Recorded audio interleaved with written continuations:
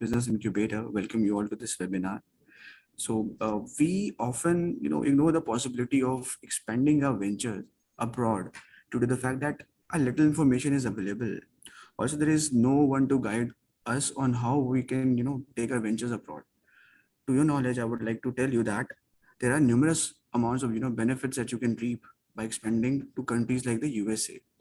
And to walk us through the imperatives, the requisites, the process, we have our expert and the guest speaker, Mr. Anil Gupta, with us. And before we dive into the session today, so I would like to make a very quick introduction. So, Mr. Anil Gupta, who is also known as Anil Guru in the industry, is a business coach, consultant, strategist for cross border businesses. He has a rich experience spanning over 25 years plus in the domain of business advisory, service delivery for corporate governance, research journals, academia, and mentoring businesses from idea to international expansion. He has achieved many accolades and honors since the starting of his journey. So now I would like to take a pause and invite Anil sir to take the podium. Anil sir, over to you. Okay, great. So thank you very much for the nice introduction. Right, sir. And I really appreciate to your proactive initiative to support to such knowledge with your audience. So let me start my screen share. Right, sir.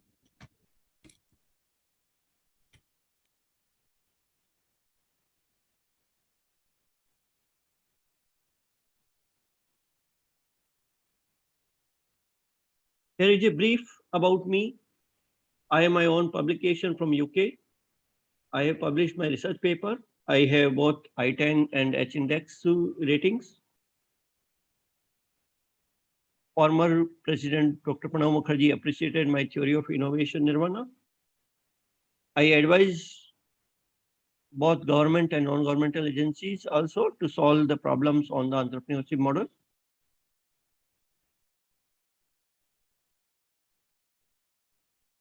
So here, a few media covered me, including the Times of India and the Economic Times.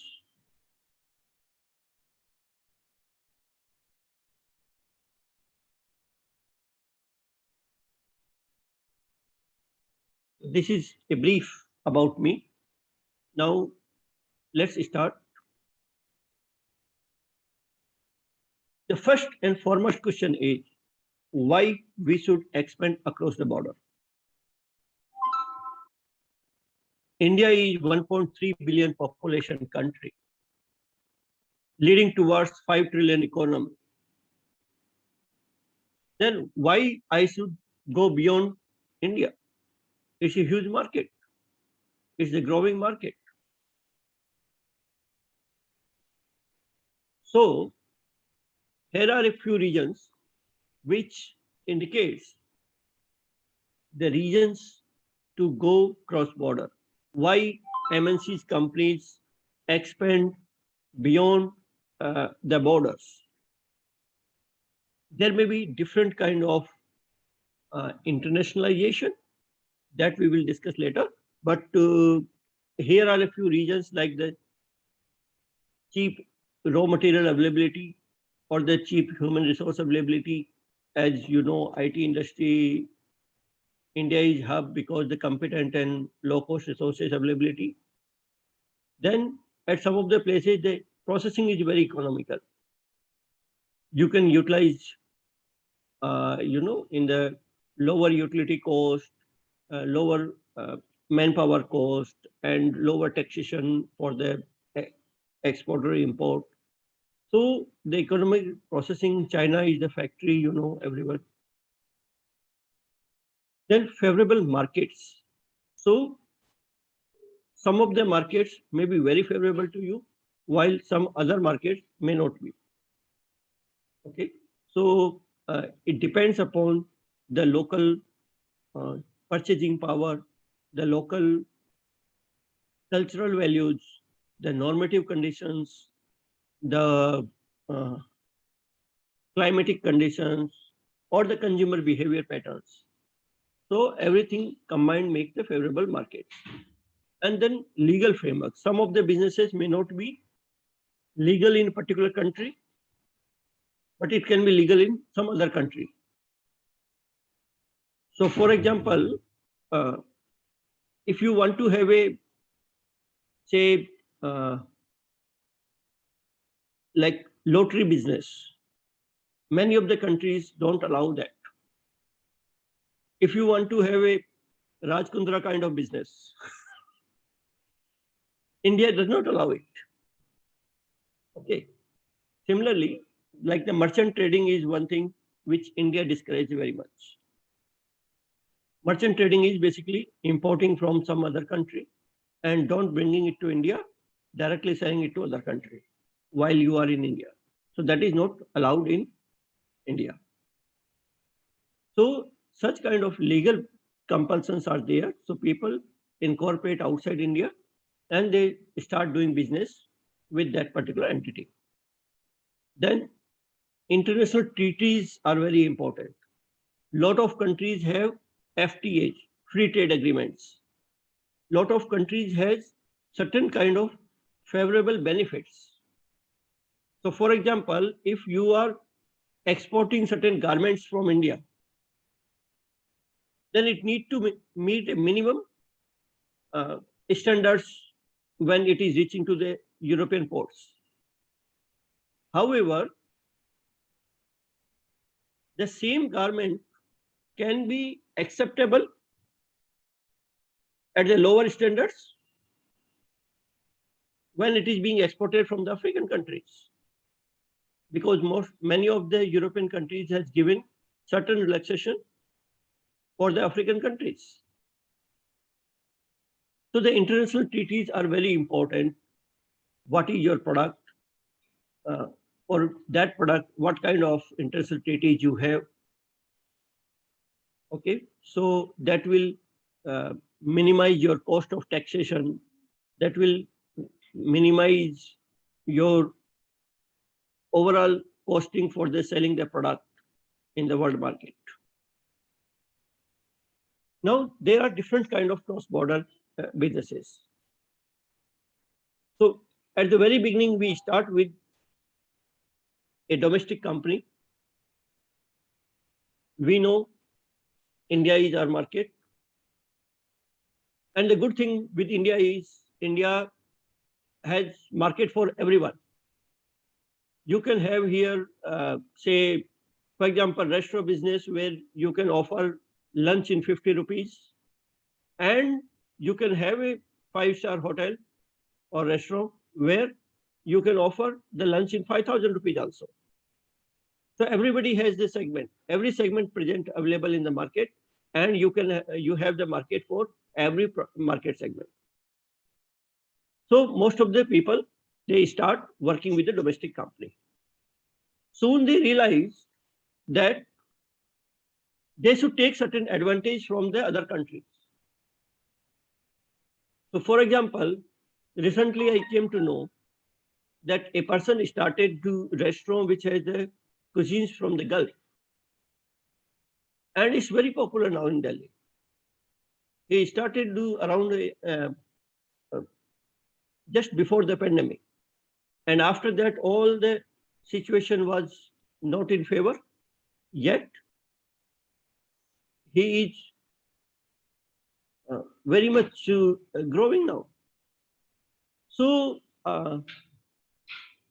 taking the advantage of international market, it can be taking the advantage while you are serving your home country only, but procuring the raw material in the lower cost, or maybe the procuring the material which is only available in that country. For example, McD used to have that potato imported from US. Otherwise, you won't find that long kind of French fries. Recently, they started to, certain farming in Punjab, but primarily it is being imported. So they are taking the advantage of that particular variety of the potato, which is available in US. So you start international operation to serve your domestic market. Then there is a multinational company. You serve different markets while localizing your product mix, your marketing mix to suit that particular country. One product available in particular country serving, doing very good, market is responding very well, that may or may not be a good fit for the other markets. So for example, a fairness cream will not work in the Europe. They might be requiring the tanning cream. And that same tanning cream will not find the market in India. So the multinational company, they try to focus on the products, localize as per the local needs. Then global companies, production at one country, but sales focus around the globe. Most of the time, these companies are like the companies which are producing certain standard specification products. Like for example, the television or mobile. And then there is a global company where people are understanding that, okay, iPhone is manufactured, some of the parts at China, then assembled in other part of the world, and then it is again being distributed to the market. So you are taking advantage of each of the country while serving your market in each of the countries in the world. So when we try to globalize our business, when we try to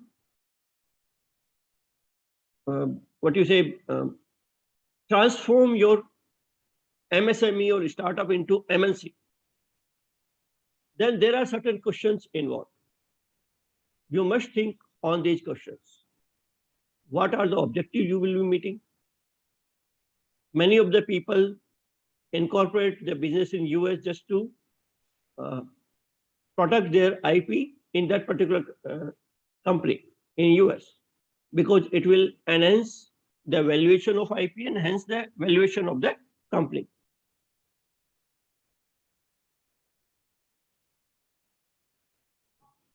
Other people start the company to take the advantage of the risk capital availability. So many of the technology companies, they incorporate in US just because they want to institute certain confidence to the US investors, so that they can raise the money from the US market. And there may be n number of other objectives, including the selling your product in the world's largest economy in US.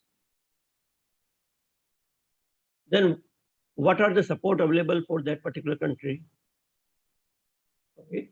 So for example, export credit guarantee scheme, that is available for US, for UK, European countries, but not for the African countries. Most of the African countries, I will say. So that also you need to think. Will the products sell in that particular country? What are the cultural norms? What are the normative conditions over there? What is the climatic conditions, medical statistics, local alternatives, product familiarity, market size? So these are the few questions you need to target. For example, some of the startups may get a good response here in India, but that may be ahead of the time for the African countries. So you must think that what kind of market response I will be getting over there. Then what are the costs involved? What is the cost of incorporating the business? What is the cost of managing that particular company in that country? And what are the cost of taxation? What are the cost advantage of the FTAs available in that particular country? And what kind of costly money there in that particular country? So for example, if you start a solar business using your own money in India, it's never feasible because the Indian money is very costly. While if you go for the Chinese money if you go for the Japanese money is very lazy money, very cheap money.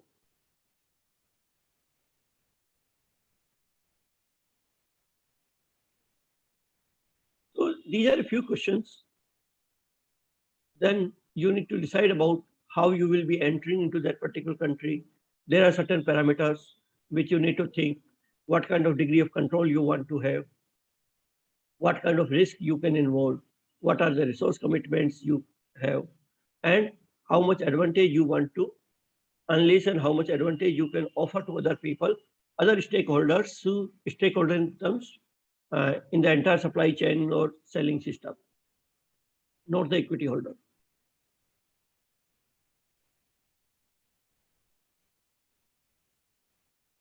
Now, key market destinations.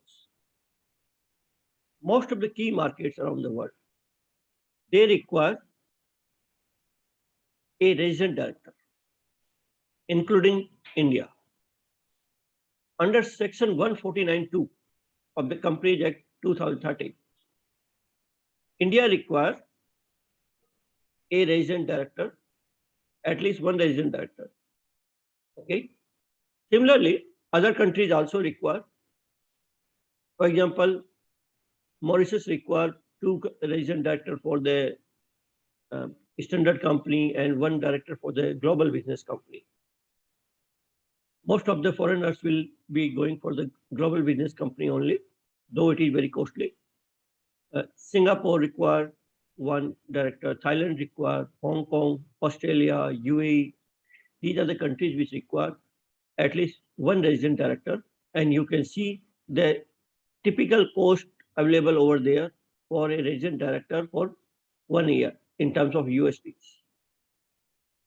So while US offer a very distinct advantage that it doesn't require the resident director.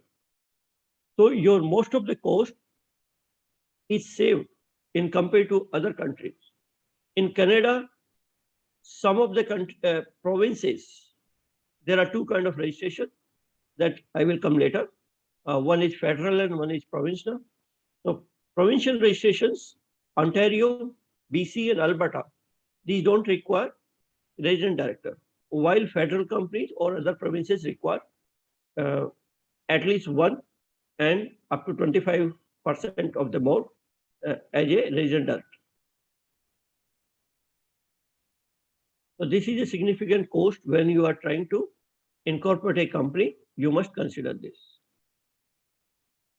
So here it comes the total cost of incorporation. US, you can say 50,000 to 80,000 rupees maximum. UK, you can say 40,000. While Canada, it can start from 1.5 lakhs to 6 lakhs. UAE, it can start from 4 lakhs to 10 lakhs. Mauritius, it will be 20 lakhs. Or GBC company. Standard company is cheap. It is somewhere 3 lakhs rupees. But most of the cases, foreigners will be eligible only for the GBC. So this is a complex subject. So maybe if anybody want to explore more, then we can discuss in one-on-one these 2 subjects. Now let's go to why USA. So one of the reasons I shared with you that incorporation in US is very cheap. The cost of compliance is very cheap. Within $800 you can manage your entire 1 year compliances.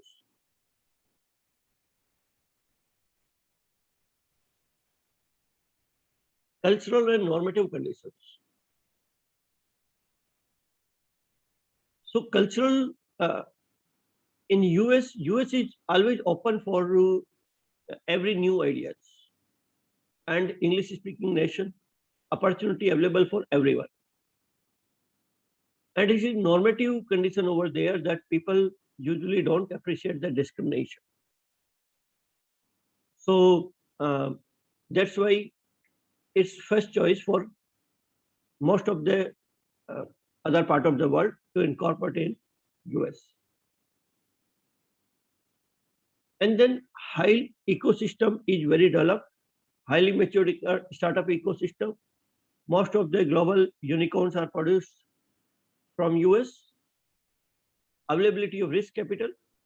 In India, the early stage startup is known as when you start getting an initial few clients.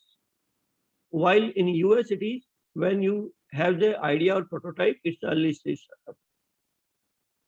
So you can see the difference of the definition of the risk capital. India is at the lowest ranking when it comes to risk capital. Infrastructure for new age businesses is readily available over there, but in other countries, that kind of infrastructure may not be available. For example, some micro entrepreneur, some startup with very little, very small money, they want to start a business to sell on Amazon or Walmart through the e-commerce, I mean, then they can start working on that. The Walmart already exists over there, which supports e-commerce. The Amazon already exists there, it supports e-commerce. So you can sell it, they facilitate very much, and you can sell it right from India to the US market. Okay, these kind of ecosystem may or may not be available in other countries. And India is a natural ally to the US. The Indian diaspora is very influential over there. And now every party in US knows that there are over 4% votes of the Indian people. So they cannot afford to have a bad relationship with India. And specifically in the current situation, when anti-India sentiments around the globe are very much boosted, the India and America are coming closer and closer every day.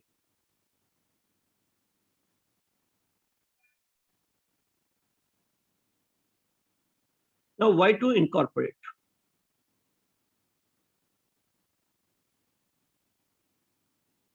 Why to incorporate in USA? These are a few reasons. Earlier we discussed the reasons to go cross-border. But now if you have chosen that, okay, I will do the business in US, then why I should have a local entity? You will have certain tax benefit. You will have the liability protection. You will have the better brand perception. You will have ease of doing business. You will have better client confidence when you have the local entity. It indicates that you have certain focus toward the US market. You are not a fly-by operator.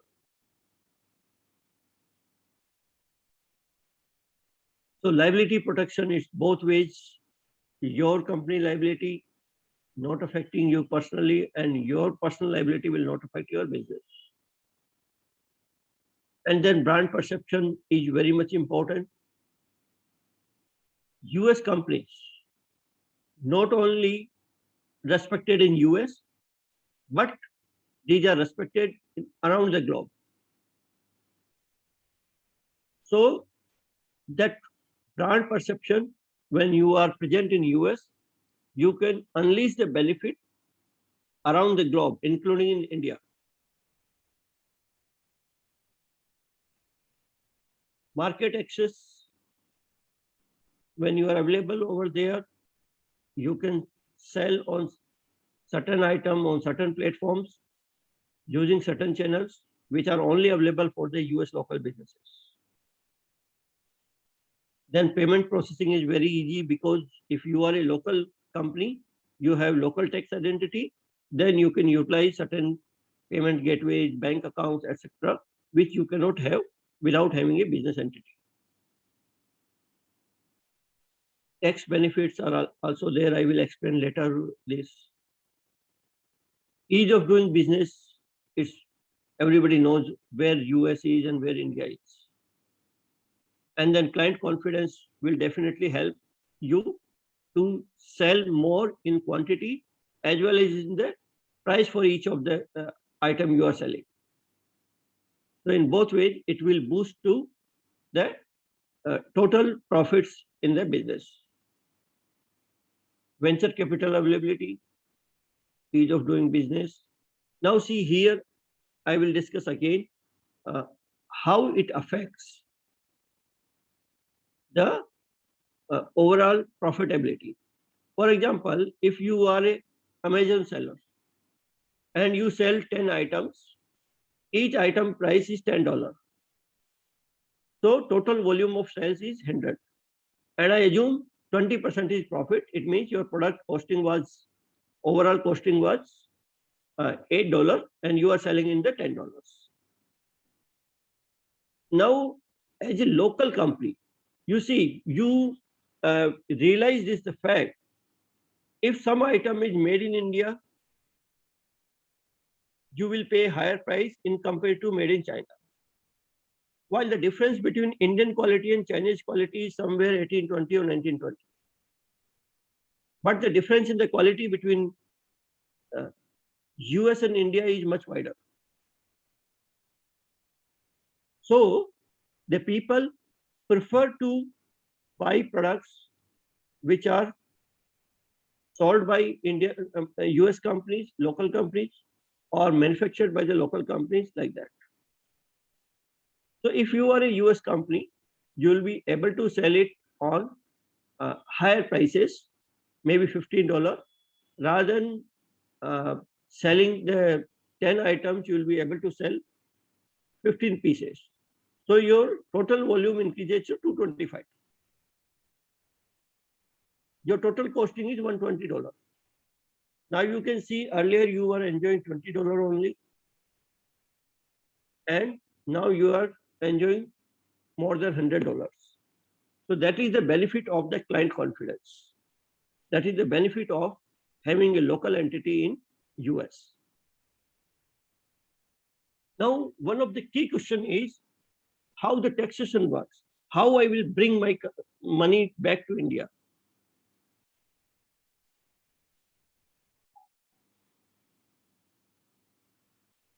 There can be a number of scenarios, but many of scenarios we will not be discussing. Only one scenario we will discuss. If you have a US LLC, single member LLC, the single member LLC is tax disregarded entity, which means your LLC will not be taxed. The entire income will be passed to the owner of the LLC. And owner will be paying as a personal income tax. So as an Indian companies, for example, if you say you have a private limited company in India and you earn 100 rupees, what happens? You pay a 30 rupees tax as a corporate income tax. And then you withdraw that 70 rupees as a profit from that company and again pay the personal income tax. If you are a 30% slave, then it is 21 rupees. So out of 100 rupees earned, 49 rupees will go in your pocket. But if you have a LLC in US, it's tax disregarded entity, which means you will be getting entire income in your pocket. So if you earn $100, you will be paid, you will get the, you need to pay the taxes as per this slab. So for example, I understood that, okay, you earn say 80,000 US dollars in a year. So you will be paying 22% tax. And when you pay 22% tax, out of $100, $78 you will bring to India. Now, my friend, Indian government will again ask for the tax. So you should pay the tax on that $78. But here, if you are earning 80,000 US dollars, which means you will be paying in something in this 30% range. So only the remaining 8% you will pay here. So out of $100, $22 you paid in US, $8 you paid in India, and $70 is in your pocket. And you can understand in Indian private limited company, when you are selling through the Indian private limited company, your personal income was 49 rupees post tax. But here in US LLC, you have 70 rupees as your personal income.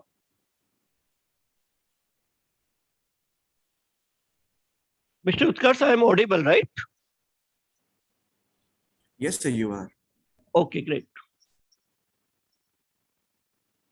So then there is a cost of taxation. There are certain states where the state income tax is 0. So only the federal income tax we need to pay if we are incorporating in these particular states.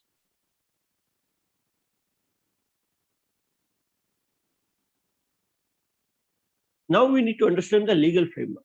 What happens when we see the company system here in India?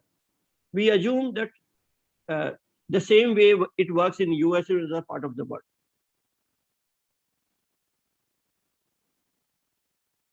For example, let me share the real life experience. Don't consider it my stupidity. My father was in healthcare service. And as a senior officer, we used to get a residence in the hospital premises only. So many times, some serious patient comes, then it was like, okay, some serious patient come from the burning or electric shock or blah, blah, blah. So we assume the meaning of serious is the person who is about to die. Now, if somebody says, Anil, are you serious? I said, why you are considering I'm about to die? Okay, so we assume that this is the Indian company system and same will be available over there. It's not true. Every country has different legal framework, and it's very, very imperative to understand that particular legal framework. So in US, first of all, the companies are registered in the provinces, not in the country. In India, if you register a company in, say, Bengaluru, Karnataka, still you can have an office in Delhi. Still you can work in, now even in Jammu Kashmir also. Or maybe in Kerala also. But in US, it's not the federal system. There, you will register in a particular state. You can do the business around the US, but you cannot have a physical presence in other states unless you take a operating license for other state too. So that we can discuss it later, like what are the implications of this. But that is the primary difference. We register with a particular state, not with the country. Okay. Now, entity type. There are two types: limited liability companies and corporations. So these are the two types, and each of these two types have maybe 10, 15 further subclassifications. I will not go defining each subclassification, otherwise this session will be 10 hours. So there are the series LLC, there are the closed LLC, there are the LLC, personal benefit LLC, limited benefit LLC. There are a lot of different kind of such organization type exist. But primarily, these are two high-level categories. LLC is usually for small businesses. Corporation is usually for the big businesses. But this is just a rule of thumb kind of thing. You need to discuss with professionals when you are deciding the entity type, because this is like buying a ticket for a journey without knowing your destination. So if you need to move to Mumbai, you need to understand I am taking the ticket, the train which goes to Mumbai. And at a particular time it will reach. So unless you know that, either you will not reach at time, or you will not reach with the maximum comfort, or maybe it will cost you more money. So same happens with this also. So when you are structuring your company, the structuring must be discussed with a professional. Don't do the mistake of just going up online and just registering it and that's it. Then there are the tax status. Now, both of the companies type can have a different tax status. A limited liability company, LLC, can have multiple tax status. It can have a tax disregarded entity if it is a single owner. It can have a partnership. It can have a corporation, and it can have a S corp also. Okay. Similarly, the corporation can also have partnership, corporation. It can be C corp or S corp, or personal service corporation, or any trust, or like that. Okay. So the entity type and tax status is different. Most of the people who try to Google, they will just say there are three types of companies: LLC, C corp, and S corp. S corp is not available for us, so only the LLC and C corp is available. LLC, C corp is a tax status. It's not the entity type. You can have a tax status C corp for the LLC also.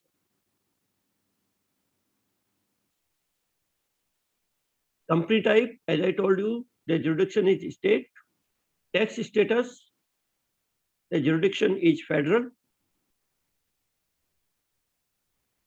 There are two kinds of income tax: federal income tax and state income tax.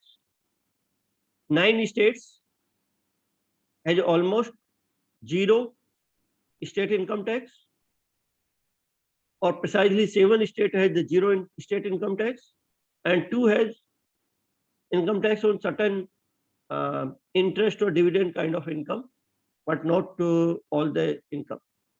Income from business is exempted over there also.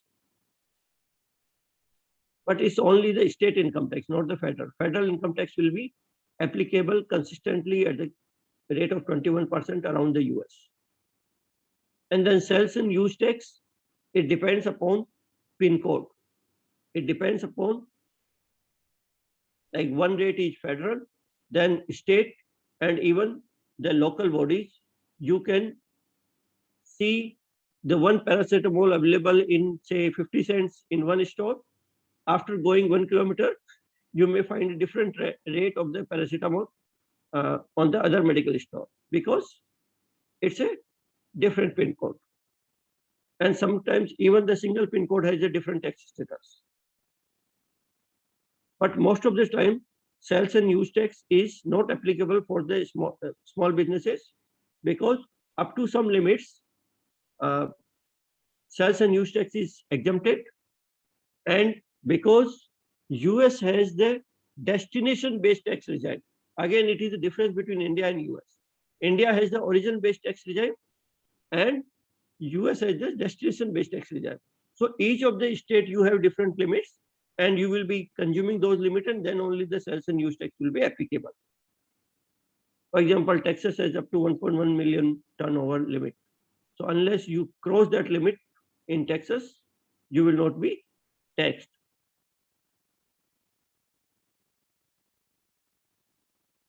So I will not go in much deeper. The LLCs are very, the pass-through entity means the LLC and S Corp are very popular entities. You can see the difference in graph, but it doesn't mean LLC is much better than corporation or vice versa.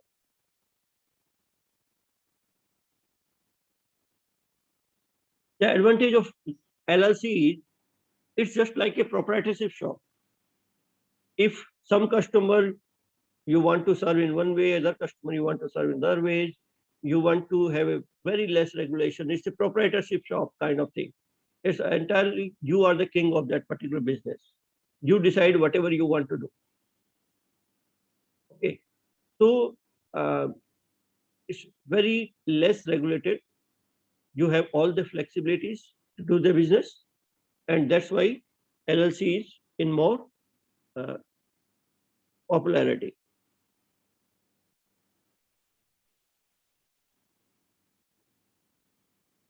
So single level tax, in case of single member LLCs, these are the pass-through entities, and that's why it's tax efficient at the lower turnover. Then it's easy to sell the assets. You can enjoy the pass-through of losses. If you have multiple LLCs, one LLC is making profit, another LLC having the loss, still you can compensate the taxes because all the tax, your entire income will be taxed. It's not the individual LLC will be taxed. Tax-free distribution of the appreciated property. You can easily add or remove or increase the membership interest as per the contribution. For example, this year we had $10,000 profit, and I don't want to withdraw the money while my other partner wants to withdraw the money. So he can withdraw, and I can increase my membership strength as mutually agreed. That is not that simple in case of C Corp. Now the advantage of the C Corp. So LLC is very flexible, but doesn't mean that it's always the best. It's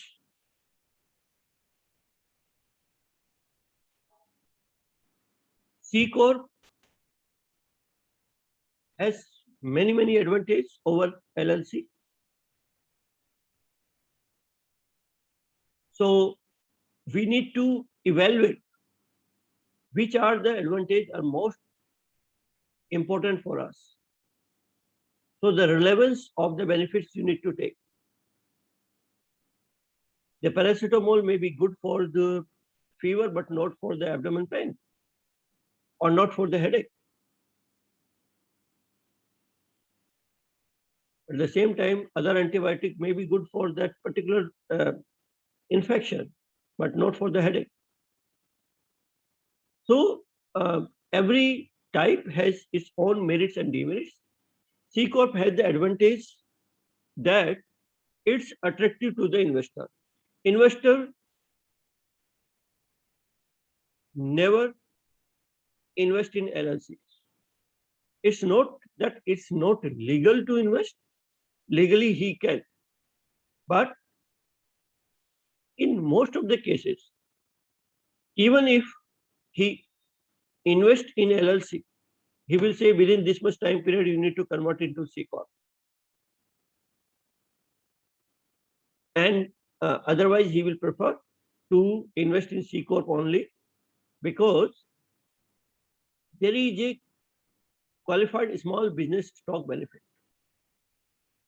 Up to 10 million is tax-free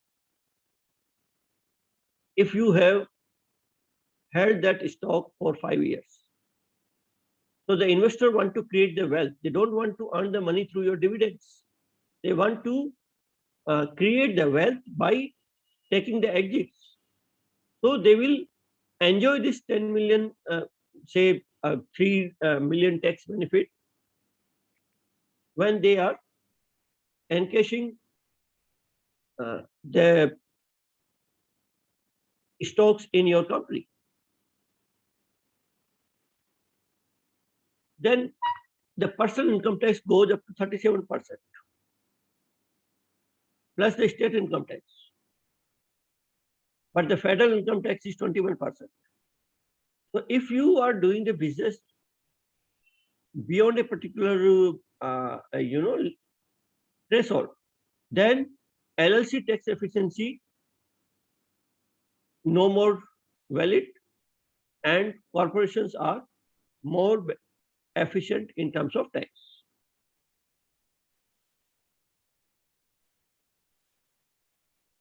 So there are many other such benefits for this. For example, if you want to swap the share, tomorrow your technology company, Microsoft indicates the interest that you will be, you want to, Microsoft want to buy your share and give their shares, the Microsoft shares to you of that particular valuation. So for example, they evaluate your venture as a 20 million valuation. If it is a LLC, that 20 million is taxable. So before agreeing on this agreement, you need to think about from where I will bring 5 to 6 million US dollar tax. That money you need to pay while you are just getting the shares against the shares. But in case of the corporation, if it is merely share swapping,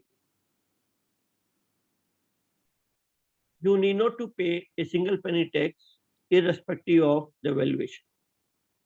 So that kind of benefit C corporations provide.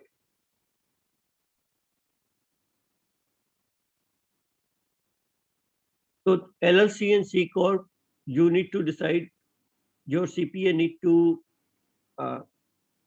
understand your custom situation, and accordingly he need to suggest which company type you need to go, which state you need to go, how you can model the relationship between Indian company and the US company. Those things need to be understood in your particular custom situation, and accordingly you need to choose. Now the process. So the process is how we form the company. First of all, we need to have a registered agent. Many of the people, they understand that registered agent will have certain kind of rights in their shareholding, in the management, or in the bank account. It's merely a myth. Registered agent is just like a chokidar who is sitting outside your house. If any courier comes, he will pick it and give it to you. Same way, for the government communication, the RA is the registered agent is the authorized person who will accept communication on your behalf. That's it. Beyond postman, there is no authority for the registered agent. However, choosing a registered agent is very critical, because if there is any delay in communication from taking the government communication on your behalf and then passing it to you, if there is a delay or it's misplaced, then it can be having very severe kind of impacts. So always try to have the best registered agent rather than going for the cost. We Hindustani people usually try to save $10, $20, but take the big problems. So please don't go for that, because you are managing the company from remote. Try to make the things smooth. Don't try to save $10, $20 cost advantage by compromising in the quality.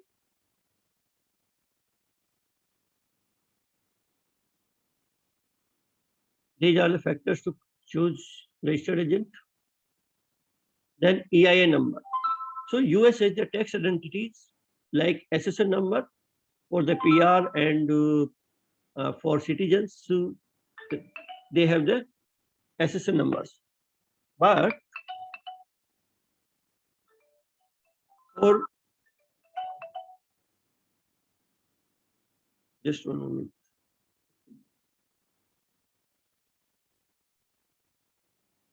So PR for the SSN for the PR and citizens, and for the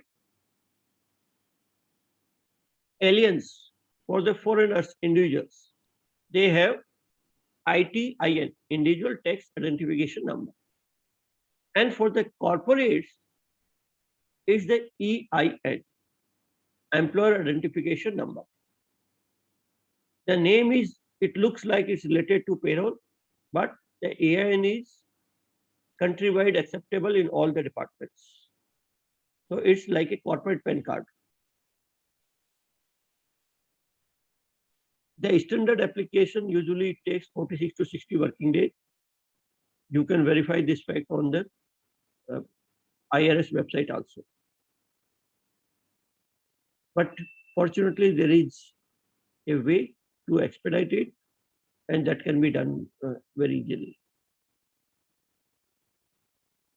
Then business bank account.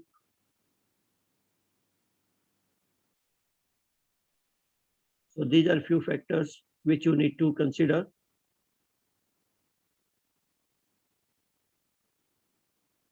Timelines. This is the timeline.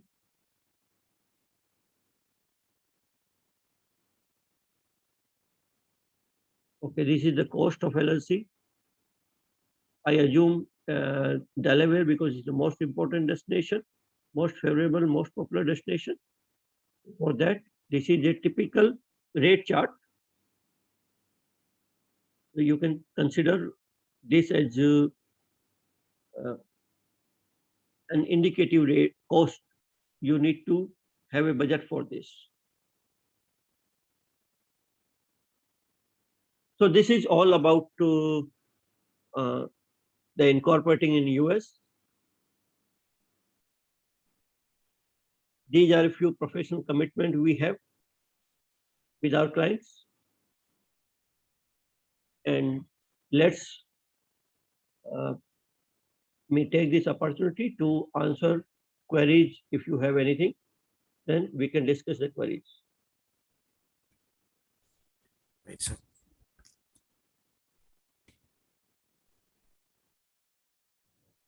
Hi, this is Abhishek. Can I ask one question, or Yeah, do you please go prefer ahead. messaging on chat box? No, you can speak it up. That's Okay. all right, Abhishek. Yeah. Yeah, thank you. So, I mean, sorry, I joined a bit late. I'm not too sure if it was covered or not. But so there are ways of opening a company in US. But what are the ways of entering into US? For example, like if you were to manage it remote, do you help in? I mean, like what are the normal fee or charges one can expect if they were to open a office in US? Maybe so one is like 100% virtual, partly hiring people, or 100% like presence there, like costs involved, when different models to have an office there. Sir, you're on mute. Anil sir, you're on mute. Oh, sorry. So for the virtual office, usually it's $10 a month cost. For some of the states, you may sell out little higher money, but most of the state you will find in $10 a month. Okay, this is the little more than PO box number. In PO box, somebody need to go and collect the post, but here you will find all the post scanned and mail it to you on the email, or maybe in your online dashboard. So we offer such kind of address, and for most of the documentation and practical purposes, these addresses are sufficient. The other kind of offices are the virtual office. Virtual address first, and now we are discussing the virtual office. So in this, what happens that you will find a particular all the virtual address related features plus a dedicated number to publish, and then somebody is calling on that number, that call will be answered. Or maybe it will be connected to the Indian number if it is required. So every virtual office has their own terms, like somebody says we will give 1 hour talk time or 3 hour talk time in a month or like that. So up to that duration, they will be giving you their phone services. But what I recommend is you take the virtual address, that is $10 a month, and then take a phone number. The phone number may be even available free of cost also. We can discuss in personally, and that phone number will be directly operated by you. So it's always better to have the things in your control rather than including certain intermediary. So I recommend that, because otherwise you will at least incurring cost of $50. That is the minimum for the virtual office, while you can survive in $10 a month.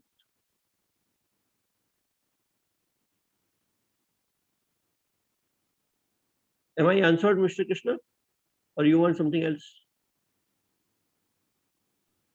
So it is, do you help in so this is like 100% virtual. Is there any, I mean, in your recommendation, like any other models which can do like hybrid model, maybe having some freelancer hired there or sit in your office few hours, something like that? I mean, is it model successful there like we have in India? Some Your customer requirements, so that can be done, but it requires a significant cost. Mm-hmm. For example, if you say in 40 hours a month, somebody should sit in that office, then one is you need to find the co-working space for that, and other one is that you will find a person for that. So 40 hours a month, no less than $1,200 will be the expenses. Because somebody is working for multiple businesses, Mm-hmm. and still he will be working, say, 40 hours up to 4 clients maximum, Mm-hmm. right? So at least he should have a $5,000. And if it is a technologist, if he is a management professional, then the cost may be even higher. Yeah, but is this model like working there if someone from India wants to pay? Yes, not exactly this model, but you can hire certain contractors who represent you locally to have the business development kind of activities. So they will be answering the client calls, they will be meeting the client face to face, okay? But don't go for the office setup for them. Rather, you go for just hiring the contractor. Okay. And that is very common and very useful also. Many of the IT companies are doing this. They hire the local business professionals as a contractor and pay them some money. And because that particular person is serving multiple companies, the cost is divided, and that's why they take the cost advantage.